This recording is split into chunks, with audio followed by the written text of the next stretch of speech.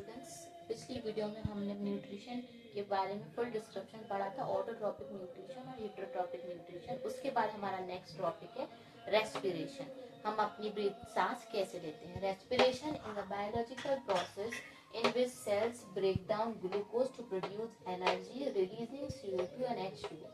हमने पिछली वीडियो में पढ़ा है कि न्यूट्रिएंट्स हमारी बॉडी लेती है, उसको तोड़कर कॉम्प्लेक्स सब्सटेंस को तोड़कर सिंपलर सब्सटेंस में बनाती है और न्यूट्रिएंट्स का यूज करती है। Respiration is a biological process, ये बायोलॉजिकल प्रोसेस है जो ब्रेक डाउन करती है ग्लूकोज का टू प्रोड्यूस एनर्जी और रिलीज करती है CO2 और H2O। It involve the exchange of gases, O2 is taken and CO2 is expelled. ये एक्सचेंज ऑफ गैसेस करती है, O2 को बाहर अंदर लेती है और CO2 को एक्सपेल करती है। इसकी डेफिनेशन को ऐसे भी लिख सकते हैं कि respiration is the process of break down glucose to produce energy, ATP releasing CO2 and H2O।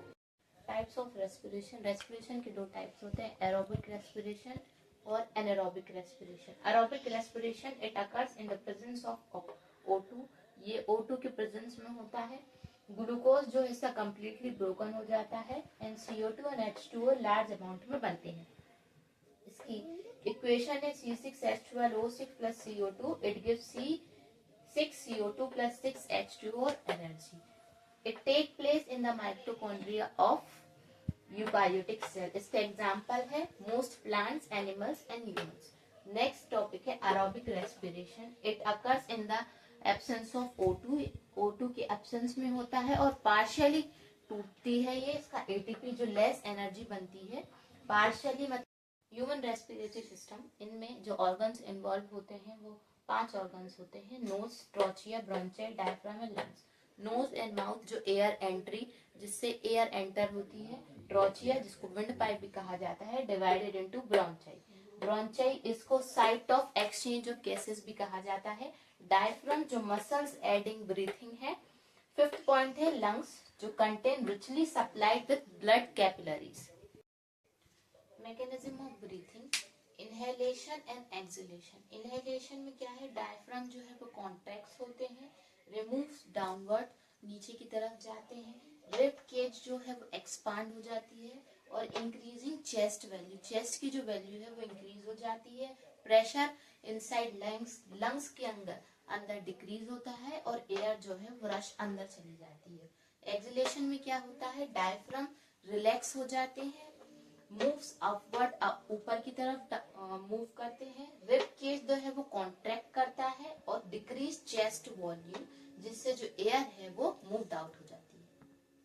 Mechanism of breathing, breathing की मैकेनिज्म है, डायफ्राम जो है वो कॉन्ट्रैक्ट करता है और मूव्स डाउनवर्ड की तरफ मूव्स करता है।